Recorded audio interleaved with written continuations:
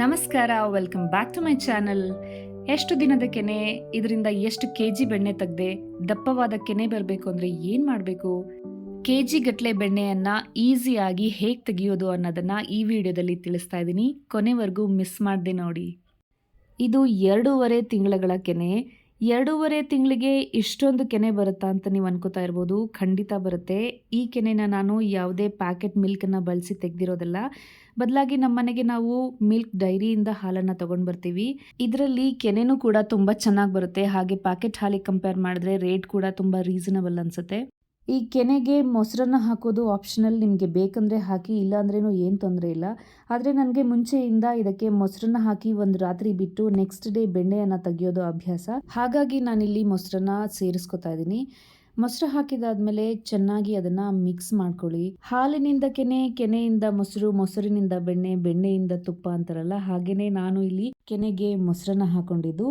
ಇನ್ನು ಆ ಬಾಕ್ಸಲ್ಲೇ ಮಿಕ್ಸ್ ಮಾಡೋಕ್ಕೆ ಕಷ್ಟ ಆಗ್ತಾಯಿತ್ತು ಅಂತ ಅದನ್ನು ಮತ್ತೆ ಬೇರೆ ಪಾತ್ರೆಗೆ ಹಾಕ್ಕೊಂಡು ನೀಟಾಗಿ ಎಲ್ಲದನ್ನು ಕ್ಲೀನ್ ಮಾಡಿಕೊಂಡು, ಲಿಡ್ಡಲ್ಲೂ ಸ್ವಲ್ಪ ಇತ್ತು, ಅದನ್ನು ಕೂಡ ನಾನಿಲ್ಲಿ ಹಾಕೋತಾ ಇದ್ದೀನಿ. ಎಲ್ಲದನ್ನು ಒಂದ್ಸಲ ಚೆನ್ನಾಗಿ ಮಿಕ್ಸ್ ಮಾಡಿಕೊಂಡು ಅದನ್ನು ನಾನು ಒಂದು ರಾತ್ರಿ ಫ್ರಿಡ್ಜಲ್ಲಿ ಎತ್ತಿಡ್ತಾ ಇದ್ದೀನಿ. ನೆಕ್ಸ್ಟ್ ಡೇ ನಾವು ಇದನ್ನು ಕಡಿಯುವಾಗ ಐಸ್ ಕ್ಯೂಬ್ಸ್ ಹಾಕೋಬೇಕು, ತಣ್ಣಗಿರೋ ನೀರು ಹಾಕೋಬೇಕು, ಆವಾಗಲೇ ಚೆನ್ನಾಗಿ ಬೆಣ್ಣೆ ಬರೋದು ಅಂತ ಏನಿಲ್ಲ. ಈ ಥರ ಫ್ರಿಡ್ಜಲ್ಲಿಟ್ಟು ತೆಗೆದಾಗ ಅದೇ ಚಿಲ್ಲಾಗಿರುತ್ತೆ, ಅದರಿಂದ ಬೇಗ ಬೆಣ್ಣೆ ಬರುತ್ತೆ.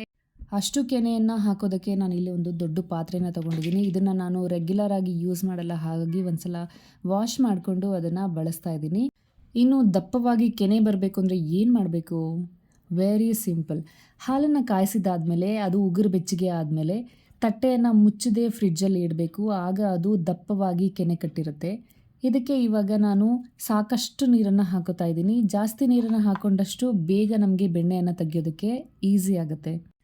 ಇಲ್ಲಿ ನಾನು ಕೆನೆಯನ್ನು ಕಡಿಯೋದಕ್ಕೆ ಮಿನಿ ಹ್ಯಾಂಡ್ ಬ್ಲೆಂಡರ್ನ ಯೂಸ್ ಮಾಡ್ತಾ ಇದ್ದೀನಿ. ಇದನ್ನು ನಾನು ಮೀಶೋಲ್ಲಿ ತರಿಸ್ಕೊಂಡೆ, ತುಂಬ ಯೂಸ್ಫುಲ್ ಅನ್ನಿಸ್ತು ನನಗೆ. ಇದರ ಅನ್ಬಾಕ್ಸಿಂಗ್ ಮತ್ತು ಹೇಗೆ ಯೂಸ್ ಮಾಡಬೇಕು ಅನ್ನೋದನ್ನು ಒಂದು ವಿಡಿಯೋ ಮಾಡಿ ನನ್ನ ಚಾನಲ್ನಲ್ಲಿ ಅಪ್ಲೋಡ್ ಮಾಡ್ತೀನಿ. ಇಂಟ್ರೆಸ್ಟೆಡ್ ಇರೋರು ಅದನ್ನು ಒಂದ್ಸಲ ಚೆಕ್ ಮಾಡಬಹುದು. ಹಾಗೆಯೇ ಇದರ ಡ್ರಾಬ್ಯಾಕ್ ಬಗ್ಗೆನೂ ಹೇಳ್ತೀನಿ. ಇದಕ್ಕೆ ಮುಂಚೆ ನಾನು ಮಿಕ್ಸಿಯಲ್ಲಿ ಬೆಣ್ಣೆಯನ್ನು ಕಡಿತಾ ಇದ್ದೆ. ಆವಾಗಂತೂ ಎಲ್ಲ ಕಡೆ ಸಿಡಿಯೋದು, ಸೋರೋದು, ಅದನ್ನು ಕ್ಲೀನ್ ಮಾಡೋದೇ ನನಗೊಂದು ದೊಡ್ಡ ಕೆಲಸ ಆಗ್ತಾಯಿತ್ತು. ಬಟ್ ಈ ಮಿನಿ ಹ್ಯಾಂಡ್ ಬ್ಲೆಂಡರಿಂದ ಆ ಕೆಲಸ ತುಂಬ ಈಸಿಯಾಗಿದೆ. ಸಣ್ಣ ಪುಟ್ಟ ಕೆಲಸಗಳಿಗೆ ಇದು ತುಂಬ ಒಳ್ಳೆ ಪ್ರಾಡಕ್ಟ್ ಅಂತ ಕೂಡ ಹೇಳ್ಬೋದು. ಕಡಿಮೆ ಸಮಯದಲ್ಲಿ ನಾವು ಎಷ್ಟು ಬೇಕಾದರೂ ಬೆಣ್ಣೆಯನ್ನು ತೆಗಿಬೋದು. ಇದನ್ನು ಮಕ್ಕಳು ಕೂಡ ಮಾಡ್ಬೋದು, ಆದರೆ ಹುಷಾರು. ಇದನ್ನು ಸ್ವಲ್ಪ ಮೇಲೆ ಮಾಡಿದ್ರೂ ಕೂಡ ಅದು ಎಲ್ಲ ಕಡೆ ಸಿಡಿಯೋ ಚಾನ್ಸಸ್ ಇರುತ್ತೆ. ಹೈಟಲ್ಲಿ ಇಟ್ಕೊಂಡು ಅದನ್ನು ಬಳಸೋದ್ರಿಂದ ಏನು ಪ್ರಾಬ್ಲಮ್ ಇಲ್ಲ. ನೋಡ್ತಾ ಇರ್ಬೋದು, ಇವಾಗ ಬೆಣ್ಣೆ ರೆಡಿ ಆಗಿದೆ. ಬ್ಲೆಂಡರ್ನ 2 ಸ್ಟಿಕ್ಸನ್ನು ತೆಗೆದು ಕ್ಲೀನ್ ಮಾಡಿದ್ರೆ ಅದ್ರ ಕೆಲಸ ಮುಗಿಯುತ್ತೆ. ಇನ್ನು ರೆಡಿಯಾಗಿರೋವಂಥ ಬೆಣ್ಣೆನ ನಾನು ಒಂದು ಪಾತ್ರೆಗೆ ಶಿಫ್ಟ್ ಮಾಡ್ಕೊತಾ ಇದ್ದೀನಿ. ಕೊನೆಯಲ್ಲಿ ಉಳಿಯುವಂತಹ ನೀರಿಂದ ಕೂಡ ನಾವು ಪನ್ನೀರನ್ನು ಮಾಡ್ಕೋಬೋದು. ಆ ನೀರನ್ನು ಬಿಸಿ ಮಾಡೋದಕ್ಕೆ ಇಟ್ಟು ನಿಂಬೆ ರಸ ಹಾಕಿ ಅದು ಒಡೆದ ಮೇಲೆ ಅದನ್ನು ಸೋಸಿಟ್ಕೊಂಡಾಗ ಒಳ್ಳೆ ಪನ್ನೀರ್ ಕೂಡ ಆಗುತ್ತೆ. ಆದರೆ ನಾನು ಇದನ್ನು ಬಳಸೋಕ್ಕಾಗಲ್ಲ, ಯಾಕೆಂದರೆ ತುಂಬ ದಿನಗಳಿಂದ ನಾನು ಸ್ಟೋರ್ ಮಾಡಿಟ್ಟಿರೋವಂಥದ್ದು. ಅದಕ್ಕೋಸ್ಕರ ಚೆಲ್ತಾ ಇದ್ದೀನಿ. ಒಂದು 15 ದಿನದಿಂದ 1 ತಿಂಗಳವರೆಗೆ ಇರೋವಂತಹ ಕೆನೆ ಆದರೆ ಅದರಿಂದ ನಾವು ಮಜ್ಜಿಗೆಯನ್ನು ಕೂಡ ಮಾಡ್ಕೊಂಡು ಕುಡಿಬೋದು. ಅದು ದೇಹಕ್ಕೆ ತಂಪು. ಹಾಗೆ ಪನ್ನೀರ್ ಕೂಡ ಮಾಡ್ಕೋಬೋದು. ಈ ಬೆಣ್ಣೆನ ನಾನು 3-4 ಸಲ ನೀರು ಚೇಂಜ್ ಮಾಡಿ ಅದನ್ನು ತೊಳ್ಕೊತಾ ಇದ್ದೀನಿ. ಯಾಕೆ ಅಂದರೆ ನೀವು ನೋಡ್ಬೋದು, ಅದರಲ್ಲಿ ಇನ್ನೂ ಕೆನೆ ಅಂಶ ಇರುತ್ತೆ.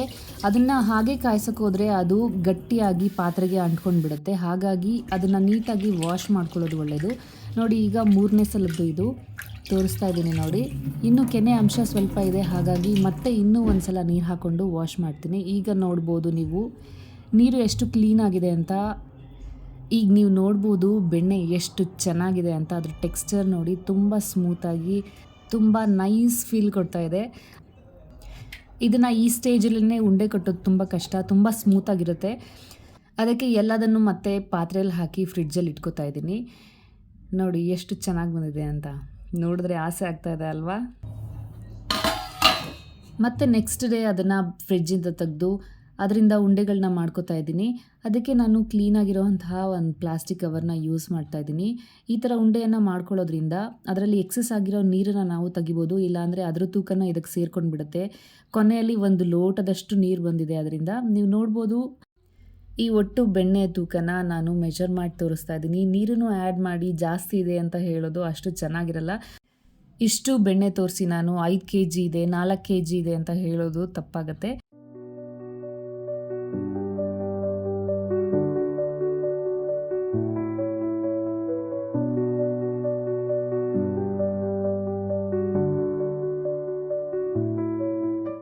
ಎಷ್ಟಿದೆ ನೋಡು, ಕೌಂಟ್ ಮಾಡು.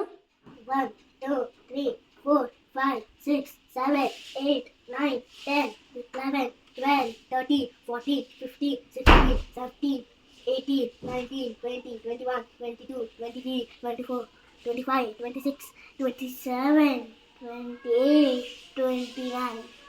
29 ಇದೆಯಾ? ತೂಕ ಮಾಡೋದಕ್ಕೆ ಈಸಿ ಆಗಲಿ ಅಂತ ಉಂಡೆಗಳನ್ನೆಲ್ಲ ಒಂದ್ರ ಮೇಲೆ ಒಂದಿಟ್ಕೊಂಡು, ಸೊ ಈ ಪ್ಲಾಸ್ಟಿಕ್ ಕವರಿಗೆ ನಾನು ರಬ್ಬರ್ ಬ್ಯಾಂಡನ್ನು ಹಾಕೋತೀನಿ. ಹೊಸದಾಗಿ ಸ್ಟಾರ್ಟ್ ಮಾಡಿರುವಂತಹ ನನ್ನ ಚಾನಲ್ನ ವೀಡಿಯೋನ ಫಸ್ಟ್ ಟೈಮ್ ನೀವು ವಾಚ್ ಮಾಡ್ತಾ ಇದ್ದೀರಾ ಅಂದರೆ ಪ್ಲೀಸ್ ಲೈಕ್ ಮಾಡಿ, ಸಬ್ಸ್ಕ್ರೈಬ್ ಮಾಡ್ಕೊಳ್ಳಿ, ಹೀಗೆ ಸಪೋರ್ಟ್ ಕೂಡ ಮಾಡಿ.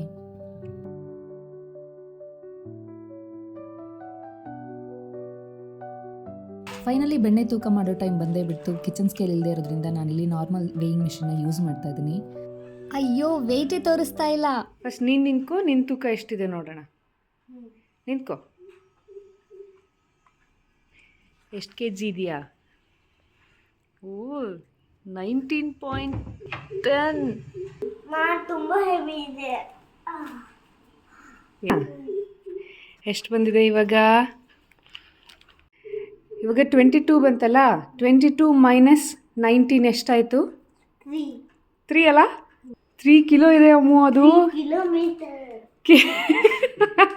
ಕಿಲೋಮೀಟರ್ ಅಲ್ಲ, ಅದು 3 kgs ಇದೆ. ಎಷ್ಟಿದೆ ಹೇಳು ಇದು? 3 kgs ಇದೆ ಈ ಬೆಣ್ಣೆ. ನೋಡಿಲಿ, ನೋಡಿದ್ರಲ್ಲ, ಕರೆಕ್ಟಾಗಿ 3 kg ಬೆಣ್ಣೆ ಬಂದಿದೆ. ಇದನ್ನು ನಾನು ಹೇಗೆ ತುಪ್ಪ ಮಾಡಿದೆ, ತುಪ್ಪ ಮಾಡೋದಕ್ಕೆ ಏನೇನು ಇಂಗ್ರೀಡಿಯೆಂಟ್ಸ್ನ ಯೂಸ್ ಮಾಡಿದ್ದೀನಿ, ಮರಳಾದಂಥ ತುಪ್ಪ ಯಾವಾಗ ರೆಡಿ ಆಗುತ್ತೆ ಅಂತ ಹೇಗೆ ತಿಳ್ಕೊಳ್ಳೋದು, ಇದನ್ನೆಲ್ಲದನ್ನು ನಾನು ಮುಂದಿನ ವೀಡಿಯೋದಲ್ಲಿ ಅಪ್ಲೋಡ್ ಮಾಡ್ತಾ ಇದ್ದೀನಿ. ಖಂಡಿತ ಅದನ್ನು ಮಿಸ್ ಮಾಡದೆ ನೋಡಿ. ಮುಂದಿನ ವೀಡಿಯೋ ಜೊತೆಗೆ ಮತ್ತೆ ಸಿಗೋಣ.